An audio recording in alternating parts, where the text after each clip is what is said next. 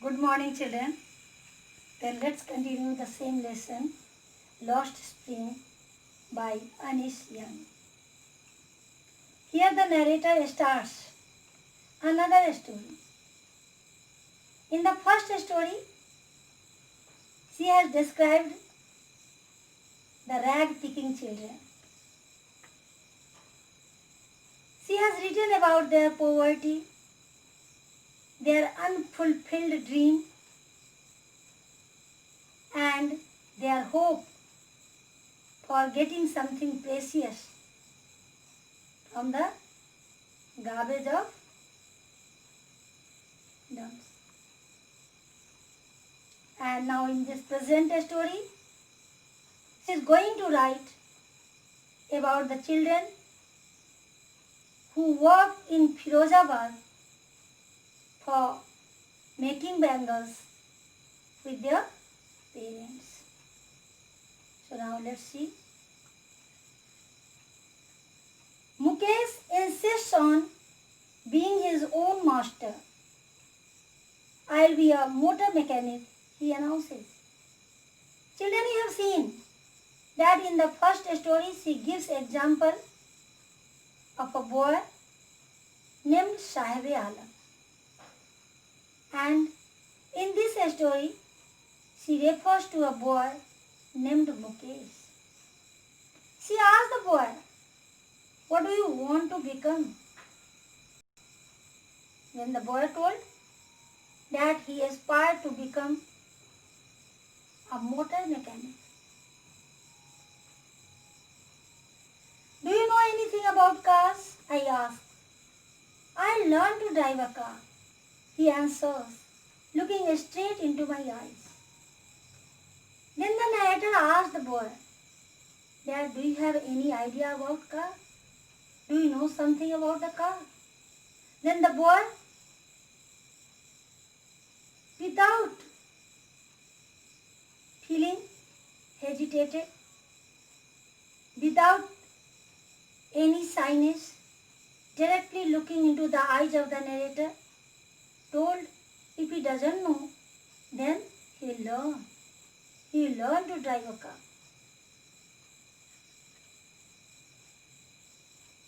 His dream looms like a mirage amidst the dust of streets that fill his town, Firozabad. Although the boy seemed to be confident, determined for his dream, he was sure that his dream would be fulfilled. But to the narrator, his dream was just like a mirage. His dream was far from reality. His dream was a far cry. His dream looms, the narrator says. Means his dream doesn't seem to be clear. It seems to be vague. Why? Why does the narrator think so? Because in Firozabad, in almost all the families, the same profession is being carried. All the families are engaged in making bangles. So the writer thinks that as he is a child, he says that he wants to be a motor mechanic. But maybe when he will be grown up, he will be influenced by the persons who are carrying this business. He will be swayed and he will forget his dream. He will carry the same profession which is continued by his parents, ancestors. Every other family in Firozabad is engaged in making bangles. Every other family. Every other means each alternate family. But here, the words every other are used to emphasize the fact that in Firozabad, almost all the families were engaged in the profession making bangles.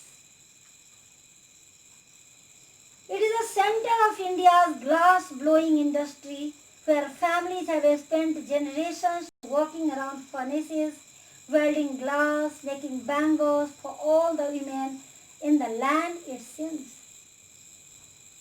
Firozabad is the center. What is center? Center is the main point of anything. So Firozabad is the main town of India. Where is Firozabad? In which state? In UP. Nearby Agra. Firozabad is the main town of India where bangles are made. In Firozabad, generation after generation is pursuing the same profession, same occupation. They have passed their time sitting around the furnaces, sitting around the hearth, welding glass, joining the glasses, making bangles and making bangles for all the women of the land. What does it mean? For all the women of the land? Means in Firozabad, so many bangles are made, so many bangles are prepared that it seems that Firozabad is supplying the bangles for all the ladies of the world. Mukesh's family is among them, and Mukesh's family is one of the family which is bangle maker. None of them know that it is illegal for children like him to work in glass furnaces with high temperatures in dingy cells without air and light. None of the families, none of the persons, none of the houses know that this is illegal to engage the children in such hazardous work, in such unhygienic work, because the children work near the furnace which has high temperature. The children work in a dingy cell, in a dark small room which has no ventilation at all.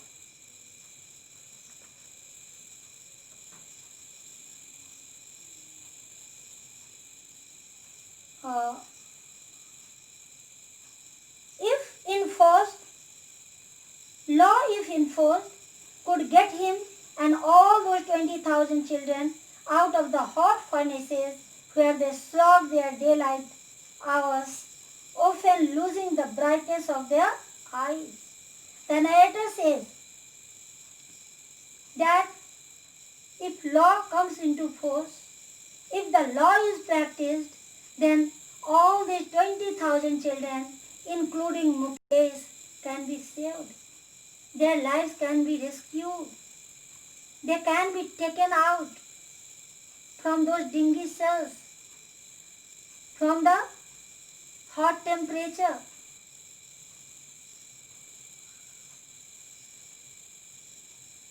Mukesh's eyes beam as he volunteers to take me home, which he proudly says is being revealed.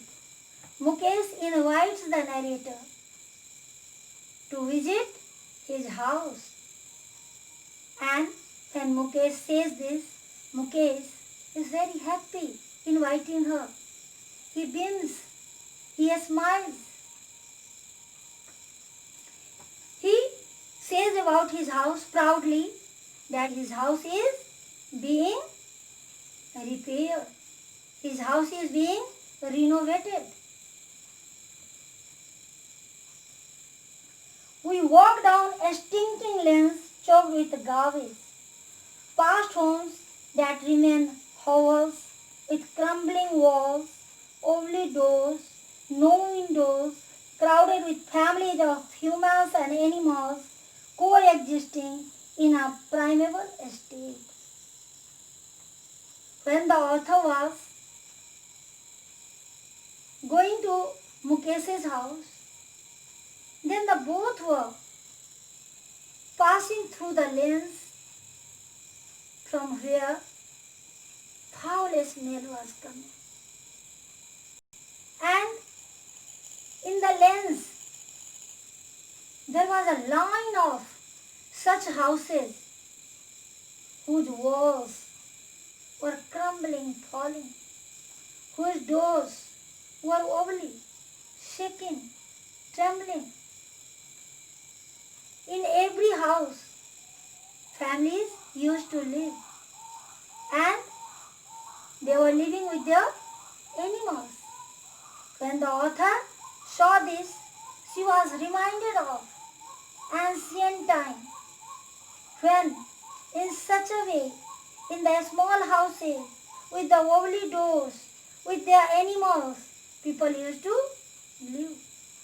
Means here, the writer wants to say that even in the modern age, they were living like the early men.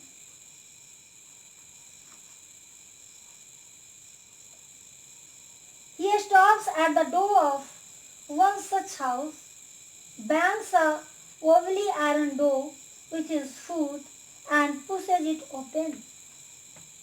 At last, they reached Mukesh's house. The door of Mukesh's house was made up of iron. Mukesh didn't open the door with his hands. He pushed the door with his legs and the door was open.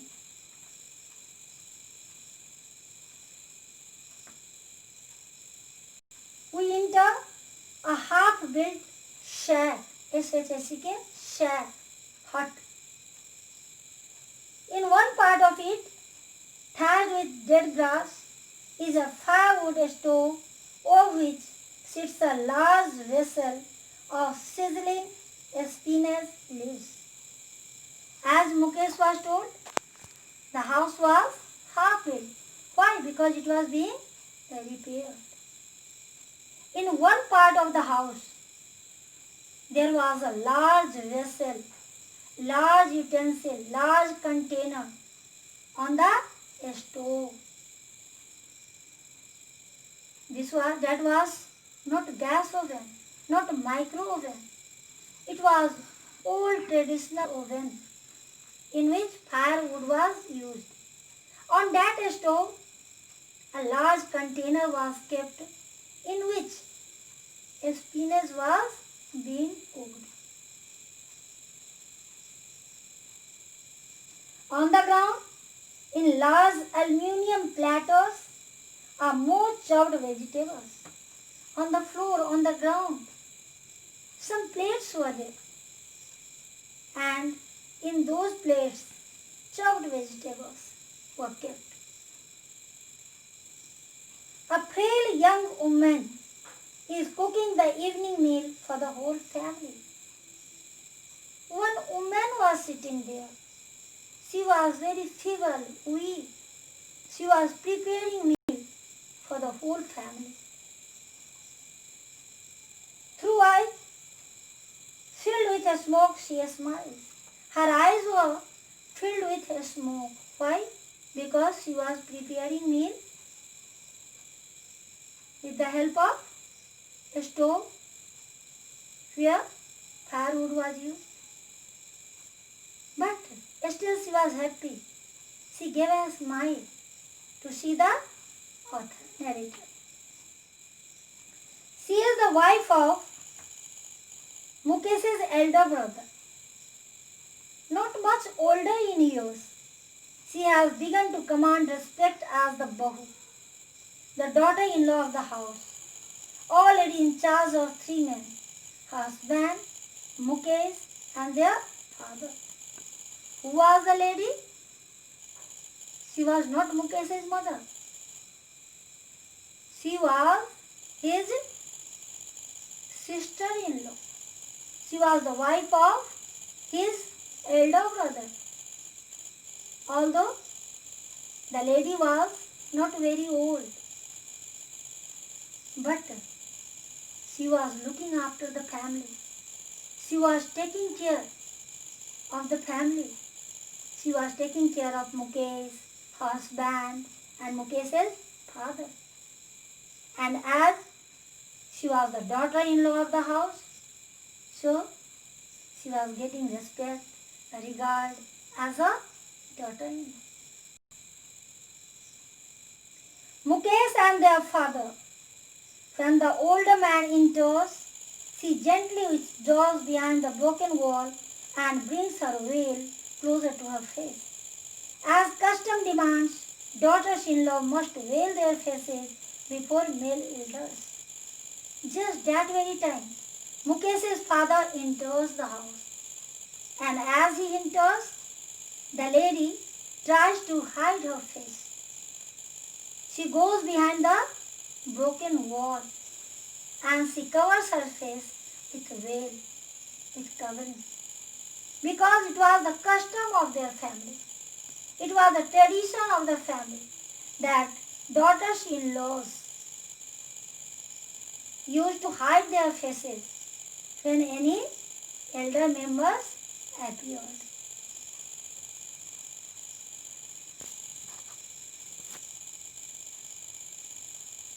In this case, the elder is an impoverished bangle maker. Despite long years of hard labor, first as a tailor, then a bangle maker, he has failed to renovate a house, send his two sons to school. All he has managed to do is teach them what he knows, the art of making bangles. Now here the writer describes the condition of Mukesh's father. He was impoverished, means he was totally poor, completely poor. How can you say that he was very poor? Because he had been working for so many years, first as a tailor and then as a bangle maker. But still, till now, he was not able to repair his house. Now his house was going to be renovated. And he couldn't afford his two sons to send to school. Only he could teach them the skill of bangle making. It is his Karan, his destiny, says Mukesh's grandmother, who has watched her own husband go blind with the dust from polishing the glass of Bengal. Mukesh's grandmother was also sitting there. Mukesh's grandmother explains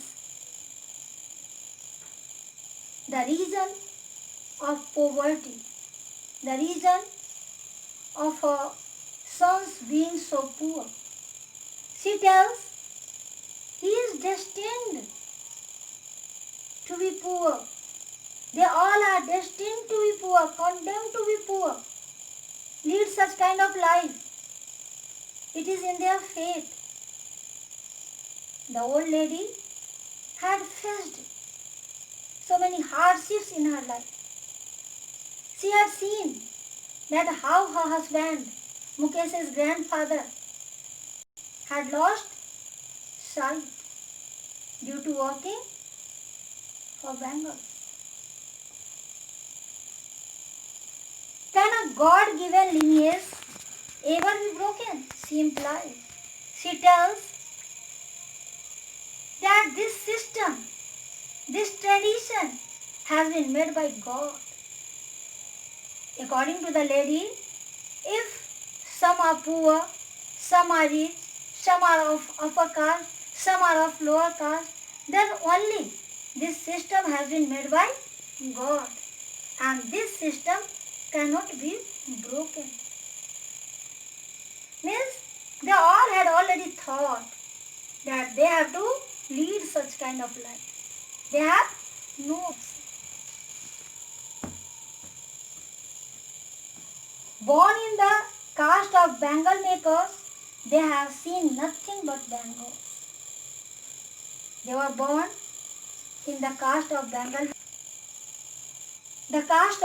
makers, so they thought they had to carry the same profession They had to continue the same occupation. They couldn't change it. They were destined to do it.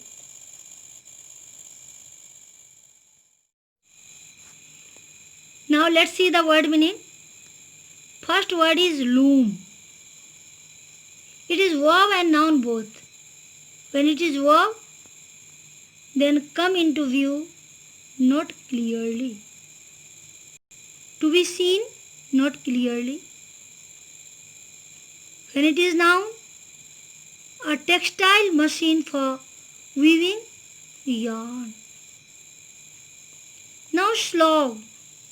Slog is also verb and noun. Verb, then to work hard, labor hard. Noun, then hard work, hard labor. Next, beam.